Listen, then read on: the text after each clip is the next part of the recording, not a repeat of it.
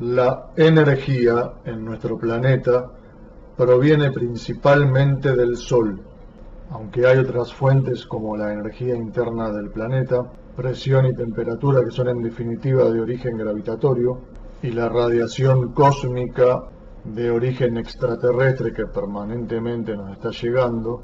Nuestro astro rey es el origen principal de toda la energía, especialmente la que está disponible para la vida. Si nos ponemos a pensar en otras energías y analizamos, por ejemplo, a los combustibles fósiles, con origen en algún tipo de biomasa, animal, vegetal, etc., llegamos a la conclusión de que esa energía, hoy día energía química acumulada, también provino en su formación de la energía solar, además de haber contado con la energía de origen gravitatorio propia de la Tierra durante los extensos periodos de confinamiento en los que diversas transmutaciones químicas lograron desarrollar el petróleo, gas, carbono, lo que fuese. En la clase de hoy comenzamos con energía y vamos a ir pasando suavemente hacia el otro componente ambiental que nos queda por ver, que es la biosfera, íntimamente relacionada con la disponibilidad energética en cada sitio.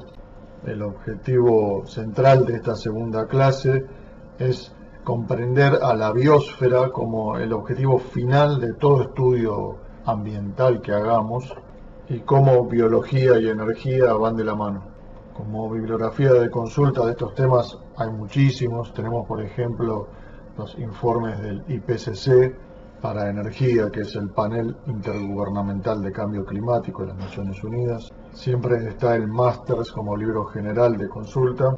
Y para biosfera, especialmente en lo que hace a ecología, tenemos el primero de los 3 libritos de la lista, el Begon, que es uno de los libros de referencia en estos temas. Una lista completa de fuentes de información de referencia sobre los diversos temas de biosfera sería prácticamente inabarcable. Pero bueno, como saben, estos son algunos textos de consulta, no es para que los compren o los lean, salvo que quieran profundizar en algún tema específico. Hoy completaremos entonces el estudio de los 5 componentes ambientales que hacen a la Pachamama, digamos, revisando los 2 que nos faltaban, energía y biosfera. La densidad de potencia solar que alcanza nuestro planeta es de unos 341 watts por metro cuadrado. Una parte de esa potencia termina siendo reflejada, que es la flecha de salida que vemos en amarillo, y otra parte termina saliendo irradiada por nuestro planeta. Y una pizquita de esa energía queda retenida, digamos que son cerca de 1 watt por metro cuadrado, a causa de lo que denominamos efecto invernadero. Veamos que la temperatura media del planeta en superficie anda por los 15 grados Celsius, y si no existiese el efecto invernadero, esa temperatura media sería mucho más fría, andaría por los 18 grados bajo cero. El efecto invernadero, como seguramente sabemos, es provocado por los denominados gases de efecto invernadero, que desempeñan la función del vidrio o el plástico en un invernadero pequeño de los que podemos construir nosotros para permitir que crezcan las plantas en los climas fríos. Es como si la Tierra tuviese una gran cubierta esférica de vidrio que la convierte en un enorme invernadero.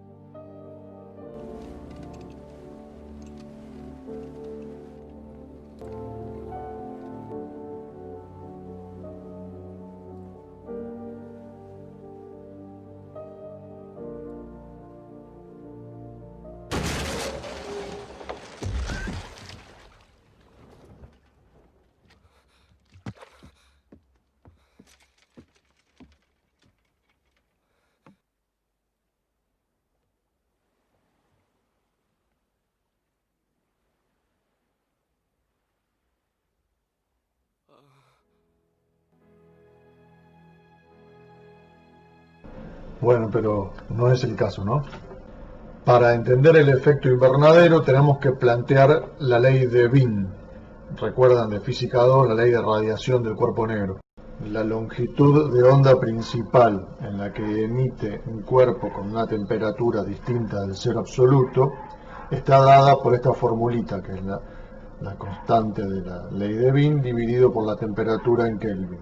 Cuando usamos esta fórmula con el Sol. Pensemos que el Sol en su parte interna está a millones de grados, pero en la parte superficial está a unos 5.780 Kelvin el promedio.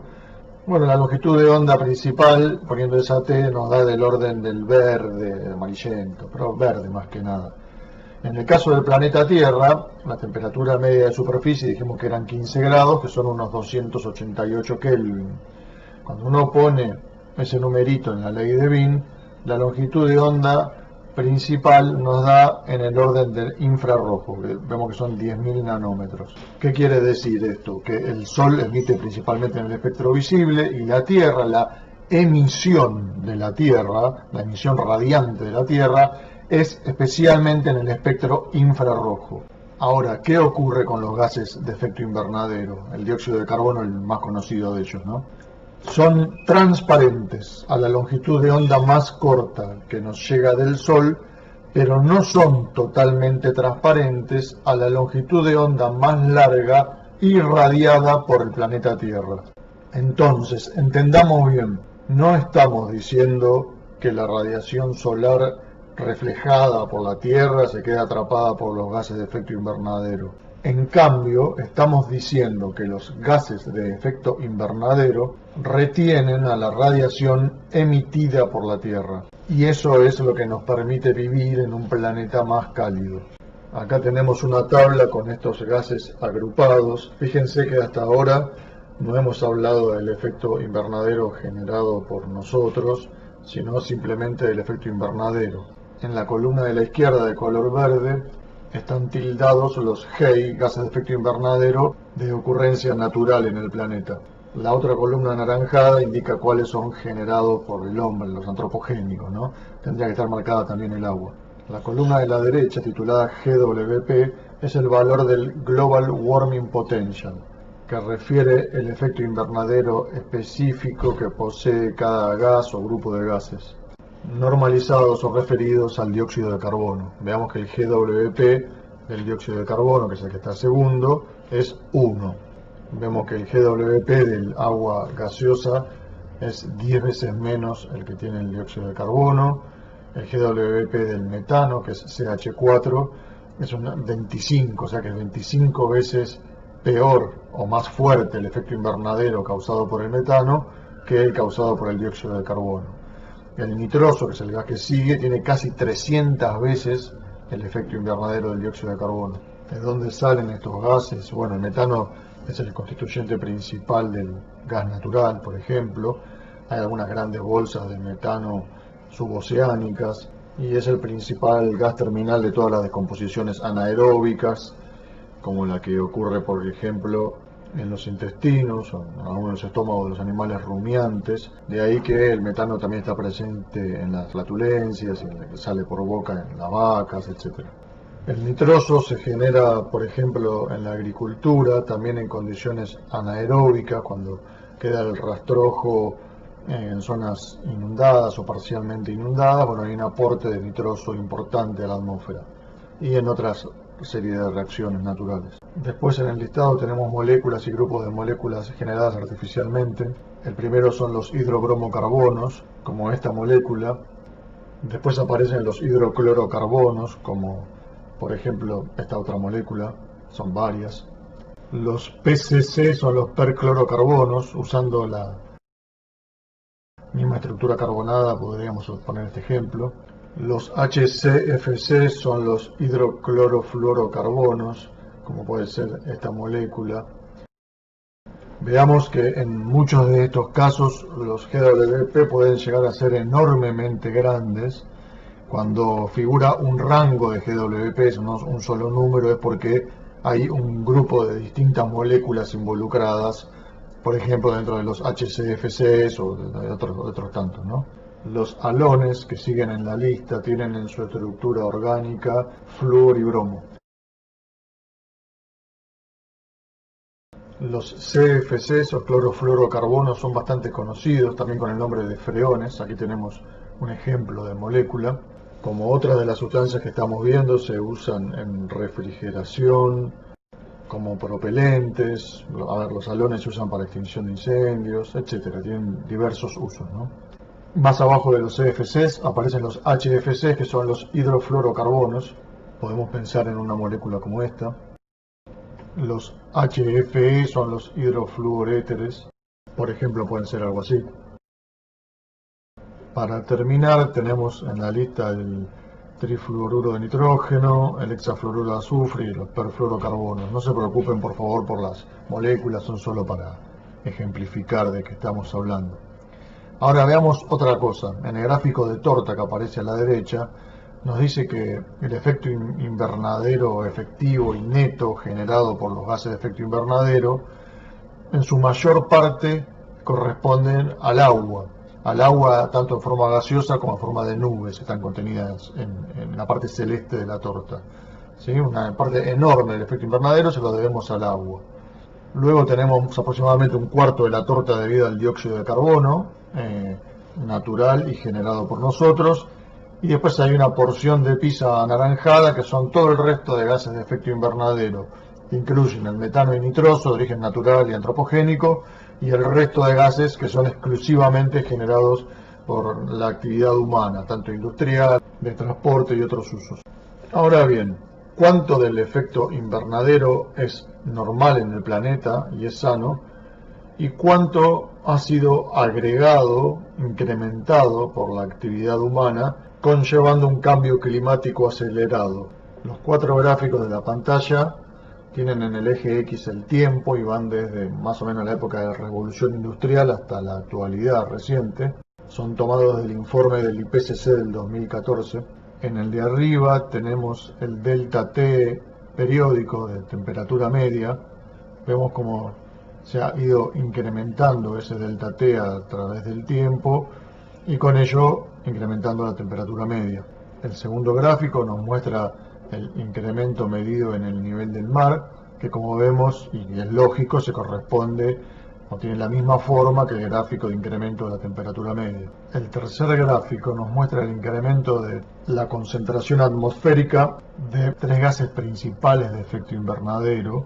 Tenemos el dióxido de carbono en verde, el metano en naranja y el nitroso en rojo, los tres de origen tanto natural como antropogénico.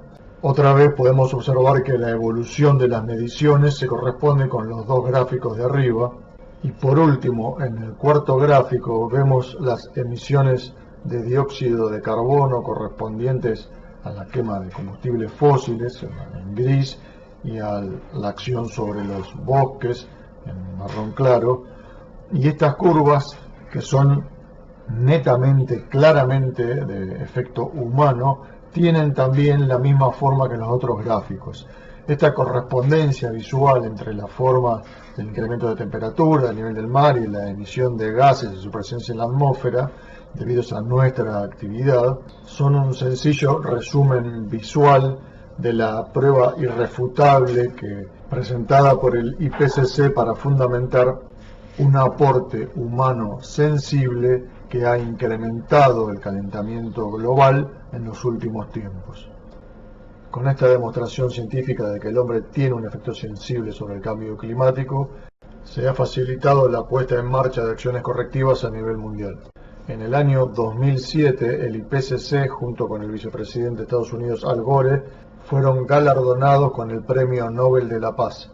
Estos 31 científicos argentinos son parte del plantel de científicos mundial que recibió ese galardón. O sea, estos argentinos también han recibido el premio Nobel.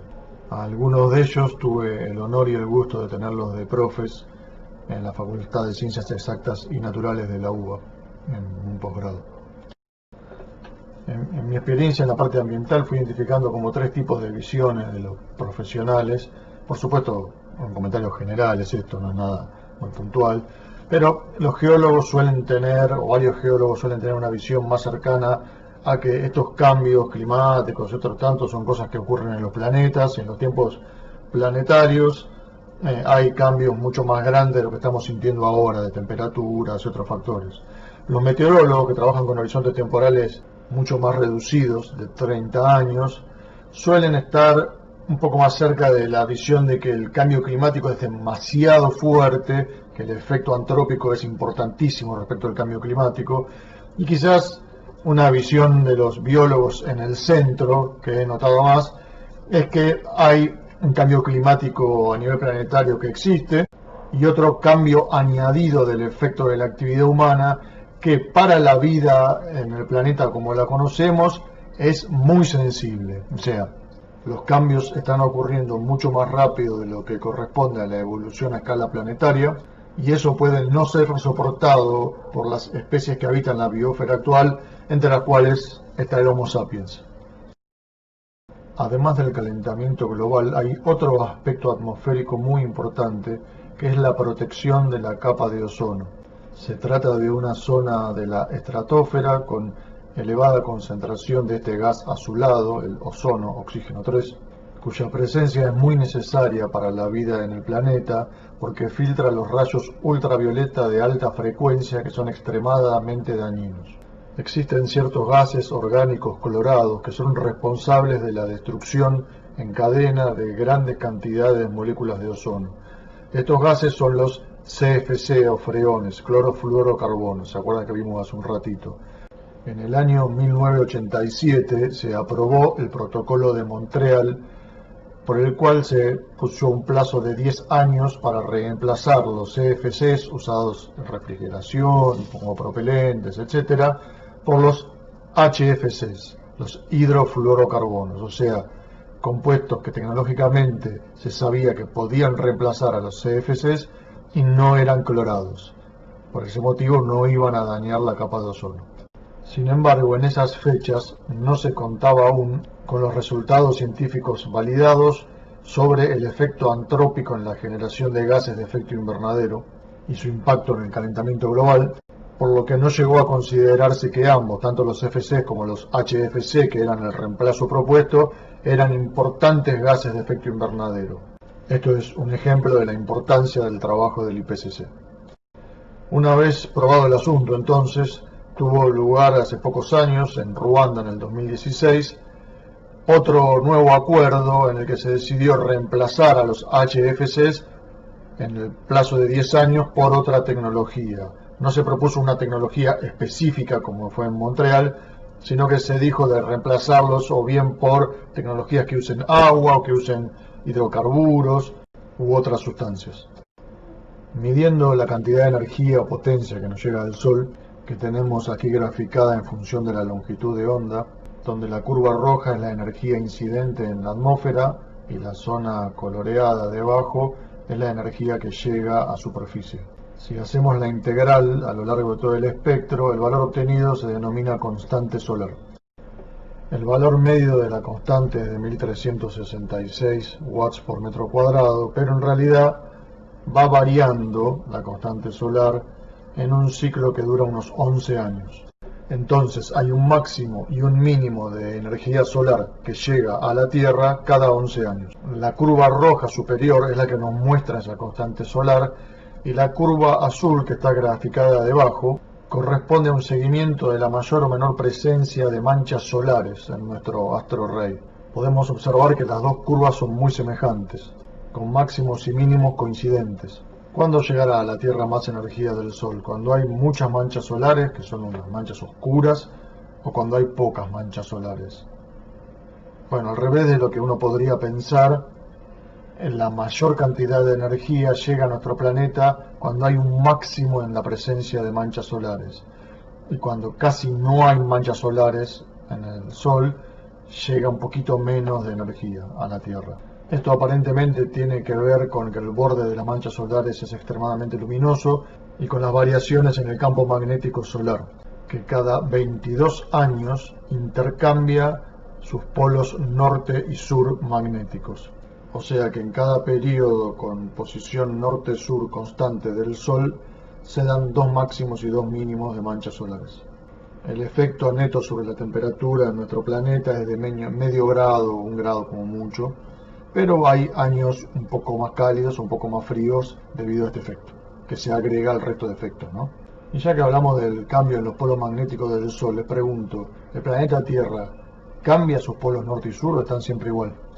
Les dejo un lugar habilitado en la clase para escribir al respecto el efecto de ese posible cambio sobre la magnetósfera terrestre y los daños que puede traer aparejado ese cambio en la vida en el planeta. Otro efecto importante que conocemos, que viene de la inclinación del planeta Tierra sobre su plano orbital, es la presencia de estaciones, que en sí terminan definiendo las características de nuestra biosfera en cada zona del planeta. Por otro lado, están las variaciones diarias. Pensemos, ¿cuál es el momento más frío del día? ¿Será bien entrada la noche? Bueno, si vemos en el gráfico, ¿sí?, en el que arriba tenemos la temperatura media en el día, en cada momento del día, y abajo tenemos el neto de radiación solar absorbida o emitida, en las 8 de la mañana, o sea, unas 2 horas después de que sale el sol más o menos, es el momento más frío, porque es el momento en que se deja de perder energía y empieza a ganarse. Y por otro lado, alrededor de las 4 de la tarde es el momento más caliente del día, porque es cuando deja de ganarse energía y el sol vuelve a pegar bastante chanfleado sobre la superficie y empieza a perderse energía en vez de ganarse. Aprovechen a prestar atención en el día a día, en el seguimiento meteorológico, las temperaturas, y van a ver cómo se da este fenómeno. Hay otro aspecto a considerar importante, que es que el Sol no pasa exactamente por el medio del firmamento arriba nuestro. En el hemisferio sur, en especial al sur del trópico de Capricornio, el Sol pasa tirado hacia el norte, siempre está tirado hacia el norte. Y en el hemisferio norte, al norte del trópico de Cáncer, ocurre lo contrario, el Sol siempre pasa en el firmamento tirado hacia el sur. O sea, pensemos, en Argentina, en Buenos Aires, pongámosle, el sol sale por el este, a media mañana está en el noreste, al mediodía el sol está arriba, pero tirado hacia el norte, ¿sí? Entonces el mediodía el sol está hacia el norte. Nuestra sombra, aunque pequeña, va a apuntar hacia el sur al mediodía. A la tarde el sol se encuentra en el noroeste y termina poniéndose por el oeste. En el hemisferio norte, por supuesto, también sale por el este y se pone por el oeste, pero va transcurriendo tirado hacia el sur, o sea, sureste, sur y suroeste. Entre los trópicos, la posición del Sol es variable según la época del año. Este último concepto nos va a permitir comenzar a bioindicar, en este caso a orientarnos por signos naturales. Vemos que tenemos el tronco de un árbol cortado, sabemos que cada anillo corresponde a un año, y vemos que la distribución de los anillos es muy asimétrica. De un lado están mucho más separados y del otro lado más juntos. Ahora pensemos, si este tronco de árbol está en Argentina, ¿de qué lado podemos decir que está el hemisferio el norte y de qué lado está el sur? Dado que la biomasa vegetal se desarrolla por fotosíntesis, el mayor desarrollo de biomasa, o sea, los anillos más separados, corresponden al lugar de donde pegó más el sol, en este caso el norte, ya que en el hemisferio sur el sol pasa tirado hacia el norte. Esto no sería lo mismo si el árbol está al lado de un edificio y el edificio le hace sombra, ¿no? En ese caso va a crecer más del lado que le pegó más el sol, sin que sea el norte en particular, pero si el árbol no tiene un impedimento para la llegada de luz, del lado norte el tronco va a crecer más. No necesito cortarlo, puedo golpear de un lado y del otro y fijarme de dónde suena más grave el sonido, y ese lado será el lado norte, pero bueno, hay que tener el oído acostumbrado, ¿no? Ahora, este árbol, que también está en Argentina, ¿cómo está orientado? ¿De qué lado está el norte? Bueno, donde hay más hojas, donde han crecido más las hojas, es donde más ha pegado el sol. Por tanto, el lado izquierdo estará el norte. Ahora, es muy importante tener en cuenta que esto ocurre con los vegetales porque son fotosintéticos. O sea, esto no significa que si vos tomás sol de frente te va a crecer la panza, ¿sí? Con los líquenes, que son una combinación de un hongo y una alga, ocurre lo contrario. A ellos les gusta la humedad, entonces si les diera el sol directo se van a secar. Entonces si estos líquenes estuviesen en el hemisferio sur, la bioindicación sería la siguiente. De este lado está el norte y del otro lado está el sur. Estos líquenes pueden crecer en árboles, en piedras. Hay un ejercicio que se hace en una materia de biología en la UBA, en la que se efectúa una medición en una plaza de la ciudad de Buenos Aires y los resultados son sorprendentemente exactos respecto de la orientación del sur, bioindicada por donde crecen los líquenes. Fijémonos cómo de a poco hemos ido pasando de energía a biosfera. Esto se condice con una idea muy importante que es el paradigma clima-vegetación. O sea, las condiciones de humedad y temperatura, esas son las dos variables principales, que haya en cada lugar del globo, va a terminar definiendo cuál es el bioma que va a ganar lugar en ese sitio. Así, cuando escasea mucho la humedad, terminará existiendo algún bioma desértico, y cuando hay mucha temperatura y mucha humedad, las plantas crecerán mucho, habrá selvas. Cuando hace frío, el desarrollo de plantas y animales será para adaptarse a esas condiciones agresivas. Y así tenemos la distribución global de biomas, de los cuales hay muchos en Argentina, dado que es un país bastante largo.